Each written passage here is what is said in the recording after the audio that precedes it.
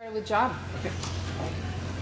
Okay, so kind of building off of what Kristen was talking about, I'm going to go through a set of projects that we're working on at CDL and talk through some of the motivations for why we chose an open source perspective and approach. So the first thing I'll just say is I started at CDL about a year and a half ago, and like anybody who starts at a new job, I did a lot of reevaluating of previous priorities and thinking through staffing and resourcing and how we were just going to move through our projects technology projects, as well as the consulting services that my team offers to all 10 of the University of California campuses. So what I wanted to do is just quickly go through 3 of the technology projects that we are working on, and it sounds like a lot, but I'll go pretty quick, because really the point of walking through each of these is to focus on different approaches and different reasons why we focused on open source. So the DMP tool, really focusing on scaling the development, the actual coding of the project. Dash is a project for depositing data sets and really focusing on the reach of how far we want the adoption to be.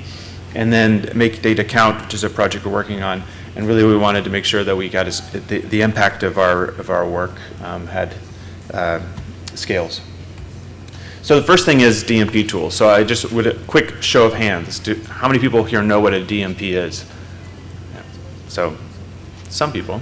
So a DMP is a data management plan. It's not necessarily like, right in the purview of scholarly articles, but it is a requirement by most funders to have a researcher write out what they plan on doing with all the data they create during their research. These DMPs are based usually off of a set of requirements from funders. So there's kind of templated exercises that are needed for the researcher to follow. And the DMP tool is a project that CDL created to help researchers do that across 90 different funders. So it's a great place for people to come into a website, sign in with Shibboleth. And the reason why I want to do a lot of screenshots is even though you're not in the DMP world, you'll recognize a lot of these interfaces.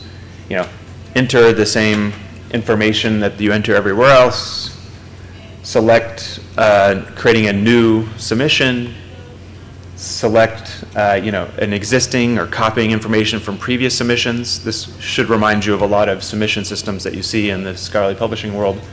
Selecting funders, basic template information, create co-authors and co-owners of the plan, create options for licensing, answer a series of questions around your input, and then being able to then export out and move this through a workflow. And so what we were noticing when I started was that a lot of these interfaces and a lot of these projects have a lot of crossover between the DMP world and the rest of the publishing and submission of materials into interfaces world. There's a lot of work that we could learn from and we could leverage. Separate from that, we also, as you can expect, don't have a lot of resources at the California Digital Library. We don't have a lot of extra bandwidth. So when thinking about how we wanted to scale this development, we looked to think of like how could we actually bring in additional developers without additional budgets. And so we did a quick landscape study and found that there were other projects working on exactly the same system, same actual workflow of submitting information. And one of them is DMP Online, which is kind of crazy. There's also a DMP Assistant. There are different tools doing exactly the same workflow. And started working with them on combining our code base, thinking about co-development practices and starting to work together where we have multiple teams with 1 or 2 developers. We now are building a team with 7 developers, 7 technical staff, where we had workflows that were independent and just focus on our own approach. We now have 3 different bodies working together to feed requirements into a process. And also for us to be able to not only ramp up to launch a new system, but also to make sure that we have the resourcing longer term to make sure that regardless of what one institution's resourcing or funding is, that there's always a group of people available to help continue to develop the tool. So just another real quick example of a project at CDL is Dash. So Dash is a data submission system, very similar to what you would do with journal articles, but focused more on data papers. So a data set is uploaded, you drop the files in, you add this information around the title and the information, you describe the data set, you get a DOI from DataCite, and then the files are then preserved in CDL's preservation repository, and it's available for discovery. And so when we had originally written this code as an open source application, but as Kristen said, without really a developer community in mind. And we went through and with funding from Sloan, we actually retrofitted the code base so that it could be more modular, thinking through the community impacts of how we could have each component to be more focused on community development. So this is really a case study in us saying we had built something that was open source in name only and not in community as well, and thinking through how do we retrofit this application so that we can get more people to get involved. And so we started relying on standards such as like the SWORD protocol for depositing into repositories, so we could detach a lot of the front-end components of submitting information into the system from back-end components. Meaning we know that there's very active communities on the back-end repositories, and we did not want that to get in the way of us collaborating with the front-end, with development on the front end. And so we were thinking through from the beginning of the architecture how we could attract development communities to be involved in our project.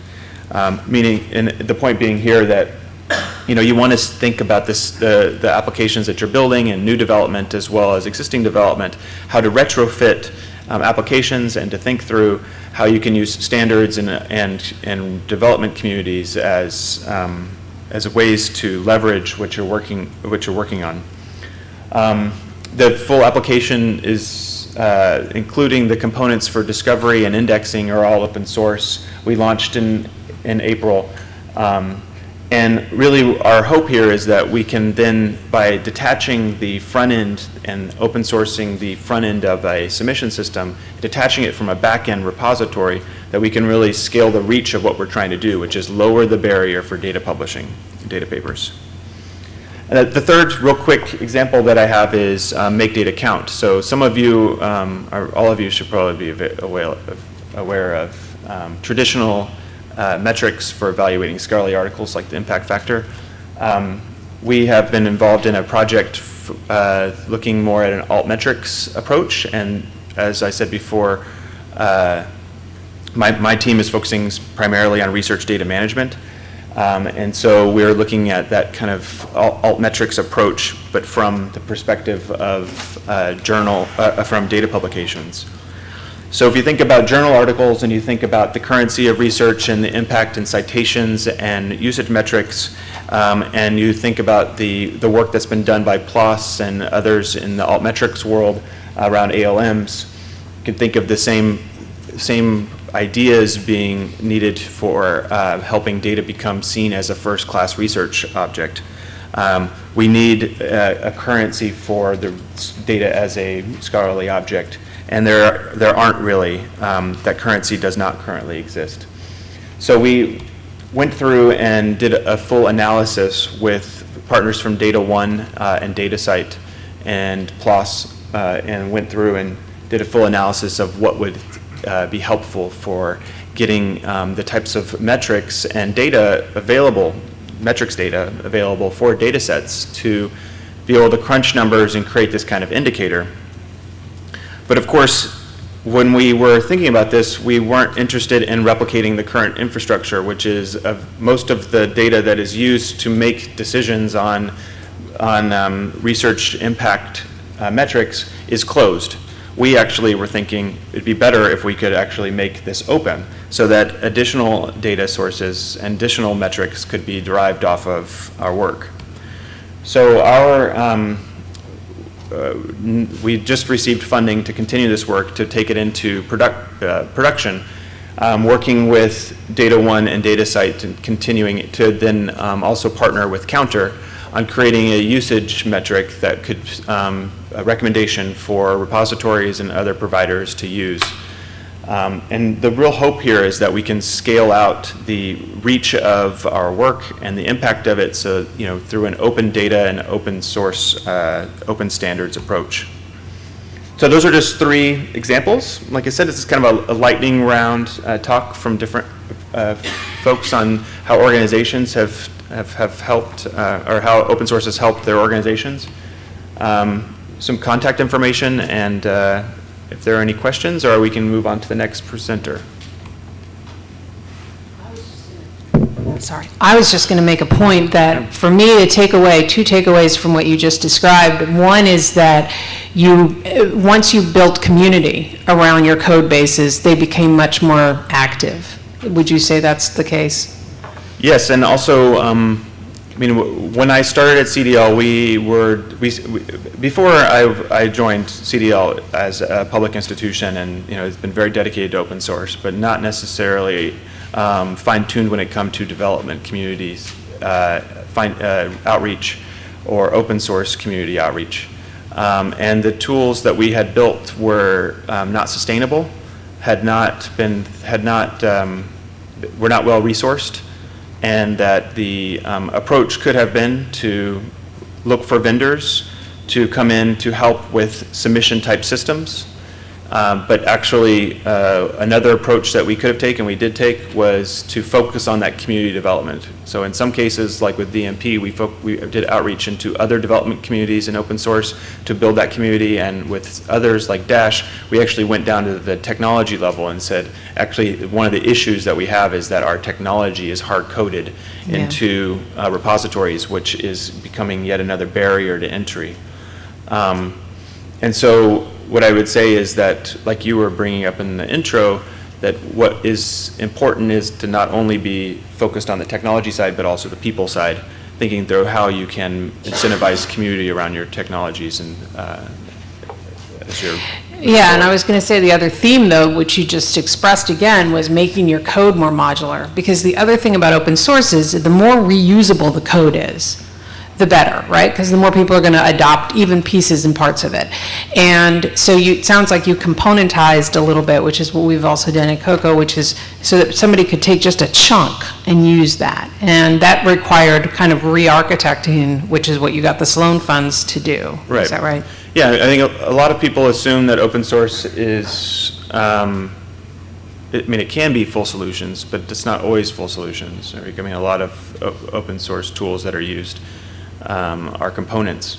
And so you may be looking for open source alternatives for the full solution of submission or conversion or these types of parts of your workflow, but they might actually be made up of multiple open source components. So that's a good point. Okay, so next up, I think is Eric. Me, yeah. Yeah. All right. So we'll just take a second to transition.